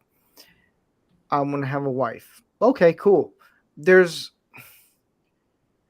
I hate the whole thing where it's like we're trashing women when we're not. There's a certain type of women that just, modern feminism has made it very difficult for men to even ask women out. Yes, exactly. Because I remember when I went to a church before I met my wife, I didn't ask a woman out, because it's like the church has been so feminized to the point where it's like, if a guy asks you out, he's gonna want this and that. It's like, not necessarily. Most of the time when a guy is asking a woman out, it's like, hey, do you want to go on a date? It's very simple. It's like pretty much saying, we have no idea what we're doing. Do you just want to hang out and talk and all that stuff? Like, that's it. I think women play a big factor in society, and I think men play a big factor in society. It's just, stop hating every fucking gender, unless you're Dylan. Fuck that The guy. government wants us fighting each other. The only thing Dylan likes is his Bud They Light. want us fighting each other. Hello. Black, Dylan white, loves men, those- women, young, Let's- old, gay, let- straight, religious, not religious. So let's go Immigrant, back to non-immigrant. what I asked before. Yes. How you take control. Stop people talking. So we have we have to talk things out as Yes. men and as women, and we have to talk things out together too. And Suzanne, please talk to us. If you see, instead of saying, well, it's a woman trashing stream, oh, it can't seem that way, I will agree to that. However, if you have a thought, please bring it up, talk to us, and let's grow strong as people. Let's because I very much value what a woman has to say, their opinion of how things are, as much as anyone, because it is, as I said way earlier, sometimes I forget compassion. I just do. Yeah, women and men. If a man and a woman are together, they have to grow together. Yes. I think that's very important. They have to grow together. They have to have that open lines of communication. But the problem is nowadays it's lacking. It just is. I will say this. I know I talked a lot. I want you guys to talk more. How marriage works is like it's two different sides. It's secular and it's religion. Like a secular marriage is not going to last long because you're not having that communication. Like for me, I told my wife. Religious. I know. I told my wife, I was like, you know what? I'm going to put God in between us. That's how I view it. Everyone else is different. To me, marriage works when you put God in the center because it allows us to grow. And again, I'll say this, and here's the beauty about what I do on my channel is everyone has a different point of view of religion. That's okay. It's cool. Like I have a liberal that comes on Manorama. That's okay. It's for guys, we have to be okay with different opinions, which is very difficult because guys like to just rip in. We don't like to hear other people's opinions. It's our opinion is what's fact with a lot of Oh guys. yeah, we're rabid dogs. What? We see No. everything yeah. else That's as right. insecure guys you're talking about. I disagree. Yeah, fuck you. We invented. Hey, whoa, Damn whoa. it. Look, my opinion is right. All right. Trump is king and no one else. All right. When I was a bouncer, I told people when we were having a pre-fight, is there are two opinions in this room. One is wrong, the other one is mine. Ah! Whoa. Wow, that worked at a gay bar? Ah! Oh, every time. I caught them by surprise. Were Did you you catch them by surprise, or did they Yep. catch you by surprise? Did you catch him from Yeah, behind or the front? Which one? Only an insecure dude wouldn't be willing to listen to the other side. No, I agree with No, that. you would actually be surprised, Canadian Spider-Man. There's a lot of masculine guys that actually said, my opinion is this and this and this. And some guys, they don't want to hear other people's opinions. It's Look, maybe in Canada. gaming.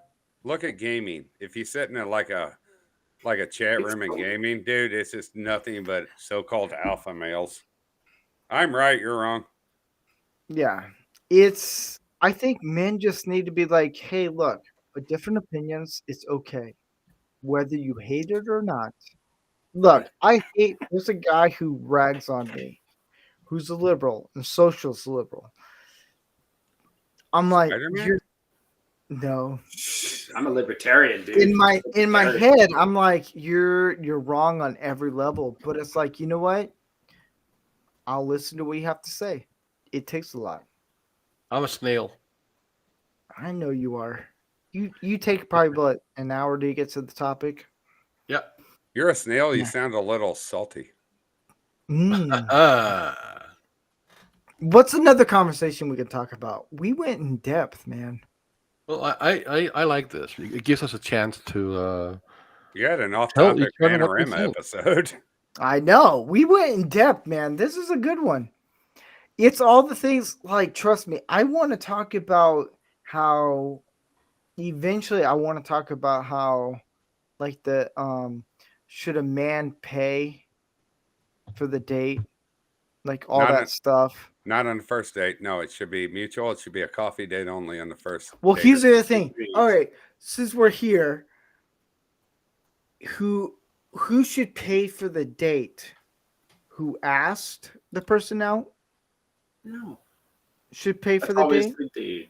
That's always the Now, are dude. you talking about the first date or two, or are you talking about The first several date. dates? No, it should be mutual. It should be split. Yes. Okay. It's like, So, it's Canadian like, Spider-Man. I agree with Dark Helmet here. Me too. If you don't know the person, or you know the person like just on the surface level, then it should just be a mutual purchase of whatever is going on in the date. They should Split the bill. Split the bill. Now, if All right. there's No. a level of friendship, like if you guys have history and you are enamored with this girl and it's still your first date, obviously that gets thrown up into the air more into your court. Here's the thing. I will say this. 2024, motherfucker. here's what I'll say is whoever asked the person out. I know Gary's like the guy should always pay. Well, here's the thing. Gary's a simp. If a woman is asking a guy out on a date, it's her idea. The same with the guy. It's his idea. Hey, I'm going to work it. I'm going to plan this date. It's that thing. So if a woman came up to, let's say I'm single, and a woman came up to me and said, hey, I want to take you on a date. Okay. That's never going to happen. No. And that's never fictional. Hold up. If a woman came up to me, which is rare, and they say, hey, I want to take you on a date. Okay. In my mind, I don't have to worry about anything. It's all planned. It's all paid for. Okay, cool. Whoever asked on the first date should pay, in my opinion, because you're the one who's actually taking the initiation to do the date. It's only my obligation to say yes or no. That's where equality comes into. Here's the other thing.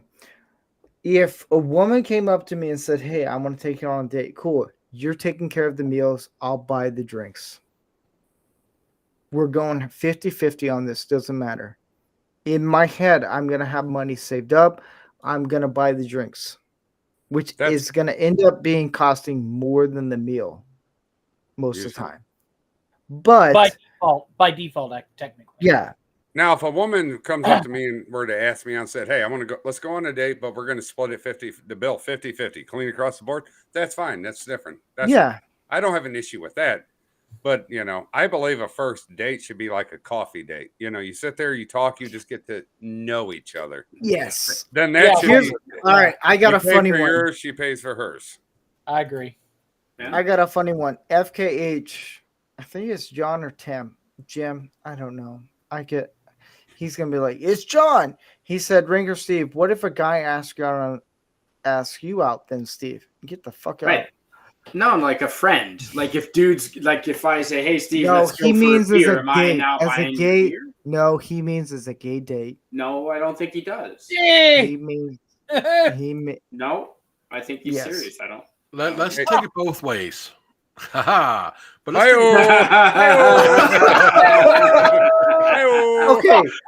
So, all right. So if a guy says, hey, let's hang out, I'm still buying my own beer. That's how I am. If I hang, so it's the same with a date. I'm paying for my own beer. But no, that's not a date. That's a hangout. It's a hangout. What I think he means, right? I think what FKH means is if a guy asks you out on a date, Steve, what would you do? I ain't going on a date with you.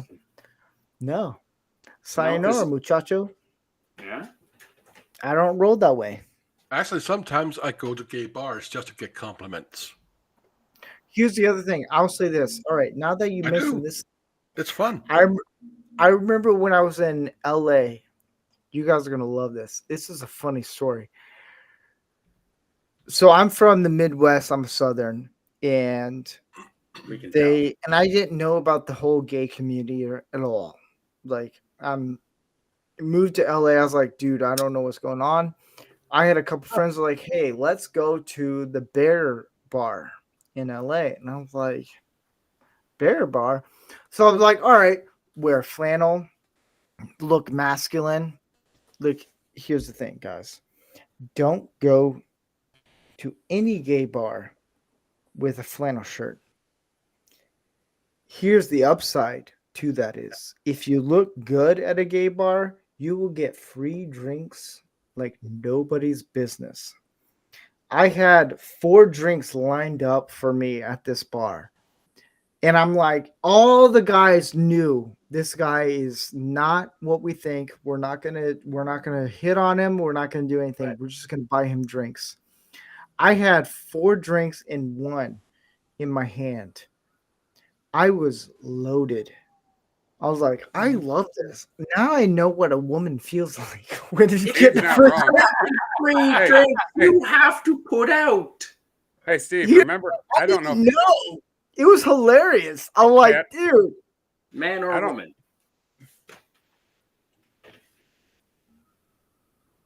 So Hmm? I have what? I have my own little gay bar story here. Oh, I have a gay Wait- bar story too.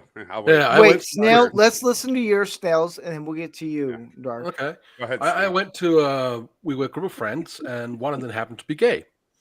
So we've been to normal straight places all night, and then he wanted to go to a gay bar. He's our friend. We'll go with him.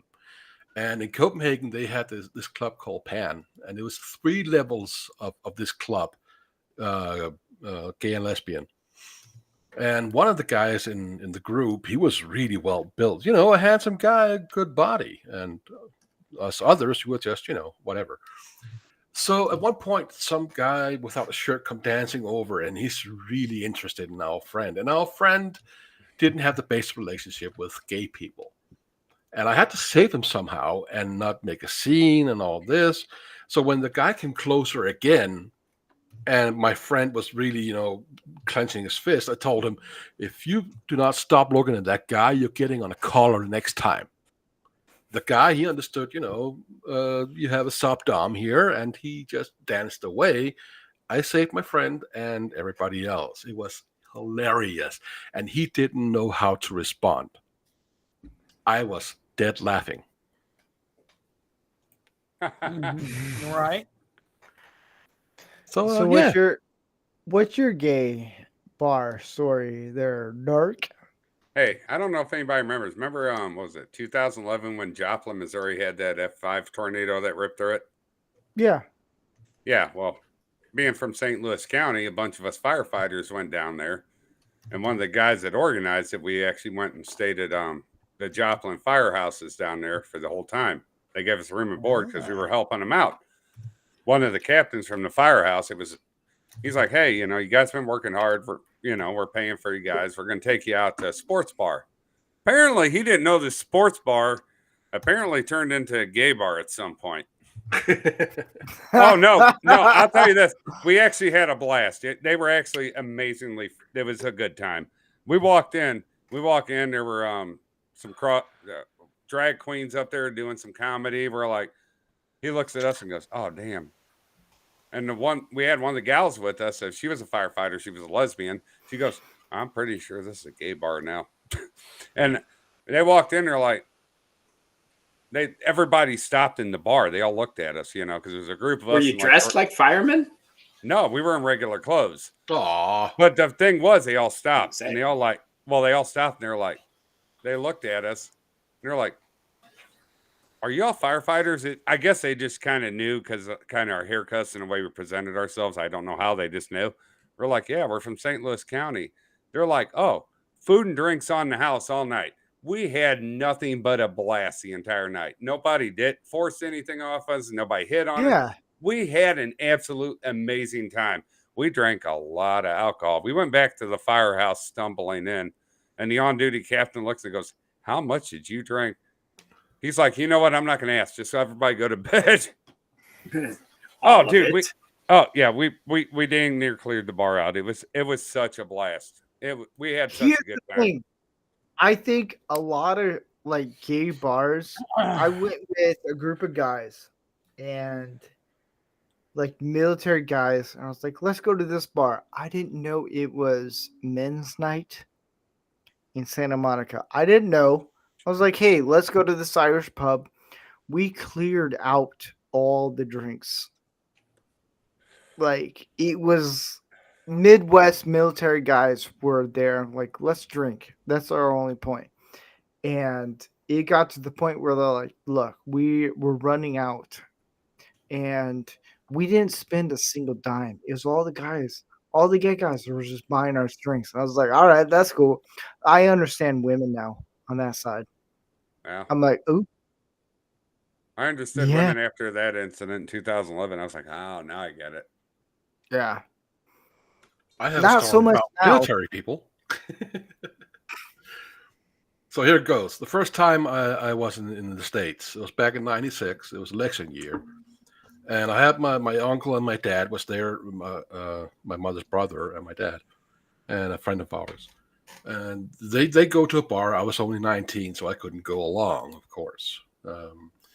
So my uncle, being the idiot that he is, tries to tell them that he was a royal lifeguard, protecting the queen, those soldiers, Right. or had been. And these guys were there ahead of the president candidate to make sure that the town was okay, a small town, and make everything. It was SEALs. He was pissing them off.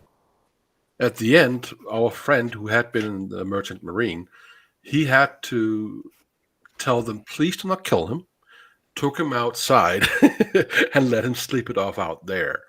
That was my military story, and they spared his life. Good guys. Yes. I think, what was it, a couple of years ago, they had the Navy, might have been, I don't know if it's Norway or somewhere like that, but a U.S. naval vessel had docked into port, and all the bars had stocked up because they knew they were coming, because there were Navy personnel and U.S. Marines getting off. Apparently, they cleared the entire country out of all their beer. All of it. All of it. I was so proud. I was like, I love it. That's good. Yes. Yeah. Diamonds Jubilee. Where did Tony go? I'm here. Oh, there you are. Good. Oh, he's always. I was getting there. worried. I was getting worried. Well, you see, whenever somebody asks me to come, I answer. Wait, what? Whoa. Hey there, team. Hey there, calm down. I'm having hearing difficulties. I don't think I heard that. Well, that's because I came towards your. Oh, wait, what? Yeah, Hey, you're whoa, getting Canadian whoa. Spider-Man excited over there.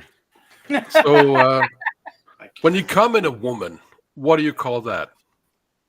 A good The time. holy matrimony. Loading Trouble. the dishwasher. Hey-oh, hi-oh. Oh, no! I just say it's stuffing the turkey. I always stuff the turkey. Gobble Giving her gobble, ma- mother. Giving her mashed potatoes a little baby gravy. Here, I'll be right back, guys. Okay. After these messages, he'll be right. Right back. You're just jealous that I brought that back. Oh no! We interrupt these commercials with a little broadcast. We interrupt these commercials. With I'm glad you brought inappropriate that back. I remember. You know what woke means? It means you're a loser.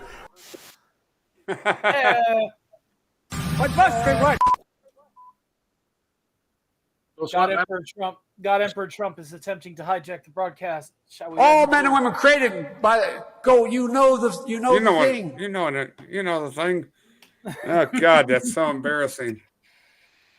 Hey, you know what, Canadian? We're just going to send Biden and Kamala up there to Canada, and they can stay there. They can play. Well, They'll get lost. Will that be They'll considered? make it up there. They'll get lost. That'll be the first time Canada will invade the U.S. if we do that. And look at it this way. They'll lose in 5 minutes. Kamala but- has some pretty good Fortnite drip. She can definitely get Trudeau in on that action. I'm telling you. Mm-hmm. Yeah. Well, Kamala's more feminine. Well, no. Who would be more feminine, Kamala or Trudeau? I am convinced that Trudeau. Kamala could beat. I am convinced that Kamala could beat Trudeau in an arm wrestle. That's how much. 100%. Yeah. Absolutely. Trudeau, the one presidential candidate that does not just blackface, but black everything, and is completely voted in, and it's nothing wrong with it. The weirdest damn thing. Yeah, that's fine. 3, yeah. He's done it more times than he can remember. Like 3 times. I've done it. I think I did it once on Rancor Steve's channel. I put charcoal on my face. You're using charcoal? Yeah, well, from the wood stove because it was on my hands anyway. Let me tell you something about charcoal. Well, if you want a true treasure, Oh. go and check out Danish movies from before 1970. We didn't have any black people in Denmark, so guess what they did? I bet you after that, when black people came to Denmark, they were probably just fascinated. It was probably like an oddity from there, like, And if you want something even more racist, the first time that a black person was in Denmark, I think it was back in 1800s, they imported a black person and they put him in the local zoo. If that is, Are you kidding me? They put him in a zoo. Yeah, so Wow. everybody could And see they him. call America racist. What the fuck? And they did the same thing with the first Chinese person in Denmark. Did they get treated like royalty? Probably. No, being treated well, kind of. Hey, you treat me well. I go to Denmark. They were willing. I'm the only white person. They were willing. Participants, they were complying. Yeah. So, but still, today it's problematic, and I see why. But it's a fun story. They had never seen a black person before. Of course. You got to call it the cool story, bro, man. Cool story. I'm sure there's more than one white-skinned woman that has been taken around African tribes, shown, or men. Blonde-haired kid. One thing I hate is when current society tries to project itself onto the past societies. It's like, no, stop doing that. Stop doing that. They're like, well, it's not right now. It's like, that was then. It does not matter. That was then. Really? Well, I look at it like it was totally different way of thinking. When I was in Japan, I had Japanese people come up and want to take pictures with, and same in India, because I was white, they wanted to take photos with me. It's the same mentality, the same thing. What are we talking about now? Putting black people in zoos. Poor Steve just came back at the wrong time. Welcome back. Damn. Welcome back, Steve. You're canceled now on every platform. This is what happens when you leave us in charge. When the Steve's away, the delinquents will play. It's all yours now. Oh God! Enjoy the how do I approach that one? Try and make your way back from that one. Hey, blame the Canadian on that one. Yeah, we'll blame. I wasn't even here, man. Yeah, you was. You were You're right there. You were sitting there with your Dumbledore pipe. Zip it. It was right there. Canadian Dumbledore. Yeah, you was right there. Our helmet's in charge. He's older than me. How old are you? 72. Damn, I'm 1972. Oh, I'm younger. We're than not you. asking the year. We're asking the age. Well, do the math, genius. I don't We want don't. to. I don't know metric. 50, almost 52. You're younger. Old enough to know younger- better. I'm younger than you. Shut up. Well, I'm not in charge. Listen here, the Grandpa. drunkest. Listen here. Oh, not yet. I'm just being nice. Hey, if a to fella my can Steve still handspring, I don't know if you can call him Grandpa. You're 10 years older than I am. Do what now? Do what now? I can't. Oh, I thought you'd. I'm young. me out for being I'm older pretty than me young. a few times. I can't argue here. I'm the youngest on the panel. Let's all just stop it right now. Hey, respect your elders, Steve. Yeah, go fuck yourself. So I have another I question. will when the camera's off. Yeah. Yes, Snail. Chef. Did any of you ever try doing a sweat lodge? Huh? A what? Did any of you Sweat try a sweat lodge. lodge? Native. American sweat lodge. What No, I don't go to gay bar. I don't go to gay. No. It's a native tradition where they basically sit in a teepee traditionally with the fire and the smoke, and they all sweat each other. Oh, and it's I know. it's a ceremony. I know what you're talking about, but here a sweat lodge would be for gay people. That's actually what it would be. That's a lot. Yeah. Where I lived. Abu, gee. Yeah, that would actually be strictly gay people here. Yeah. Yes, where but I'm- what So- it What's on your minds tonight? no, that's actually true where I'm at. No, that's Yeah. that's actually- why. That's why Yeah. we took it that route. It wasn't to be insulting. Mr. it's House because Party. here- Do not blame Canada, Mr. House Party. No, so when I was in Russia, I did the similar thing. I know what you're talking about now. Yeah, when I you know what first you're said it, I talking was about, like, huh? Yeah. Those are awesome. They call them bathhouse here. In Russia, they do sauna with vodka on the stones. Oh, And- yes, they do. And those Yeah, that's not what a sweat lodge is. and those Close enough. what are them plants they'll like slap each other with? Oh, Yeah, birch. Whatever it is. I've seen them where they'll like smack themselves with them or something like But that. that's sauna. Sauna is different from a sweat lodge. A sweat lodge is basically the native name for it is Inipi Wakan, and Inipi is a home. Wakan is sacred. So when you go in, you crawl in through the entrance, and then you say Mutakuye or Yasin. That means all my relations. It's a prayer you say when you go in. That you acknowledge that everybody in there is your relation, like brothers and sisters. okay. So we're all connected, we're all related. And then they fill in 24 rocks that's been put in the fire for a few hours. So they are red hot, these rocks. They get loaded into the pit in the center, and there's not a lot of space between the pit and your legs. So it gets really warm. Then they close the door, and some prayers are being said, and then they toss water on the stones to call for the grandfathers, call for the spirits to enter. And that smoke and that steam that arises are the grandfathers coming to be with you, and the grandmothers. That And would then- sound fun if they throw a little ayahuasca in there. That'd probably be No, a good time. that would not be a good Give me a time. little ayahuasca. Give me a little. No, peyote. it would be fun. It would be Party. fine it would be fine if you had people that have been through it and can instruct you through it while you're on it. Let me put it that way. Exactly. But here's my point. Well, I'm going a bit further with what my point. When you go in there, you have trunks on. That's it. No other clothes. Everybody, you sit close together. It's really uncomfortable. It's really hot, and the steam makes it even worse. You suffer. You burn, kind of, and everything is just shit. But you sit in there with a group of people who have your back. Everybody in there are in there for you. You said the prayer when you go in, Mitakuyo Yasin, all my relations. And then you say what is on your heart or in your heart.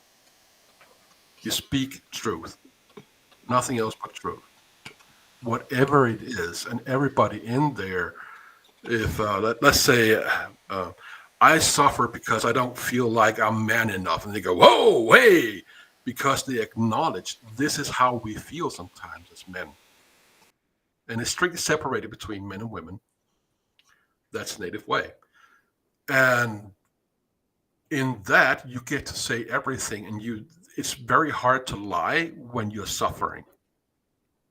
When you're dealing with steam, when you're dealing with heat, when you're dealing with you're uncomfortable, your head is bowed, your back is bowed, and you get all this shit in your face. It's very hard to bullshit. So I see that as, if you do it right, as a therapeutic tool that is well worth doing. If, as a man, you have, if you can't get it out, if you know some guy who really knows what they're doing, a Native American, try Sweat Lodge. Try it. It's good for you. You get to say things and it's completely dark in there. You can't see a thing. You can't see if a person is crying, and you wouldn't know because all that steam, right? So Rod Thunderheart, John Cipolla says, yes, Rod Thunderheart, a fellow Canadian, has a lot of experience recently, I guess, in exactly what you're talking about. Mm-hmm. I'm a pipe carrier. I do Sundance in Canada sometimes when and it's not loaded with anything funny, that pipe. It is a sacred pipe. There's a whole right to it, and there's a reason why I got it. Peace pipe. People won't fight after smoking this. This is serious. Well, I think, but still, it is a way to, if you want to explore yourself and your emotional health, your mental health, try it. It might work for you. I would if I knew Native Americans, but I don't know any. There's not a whole lot left.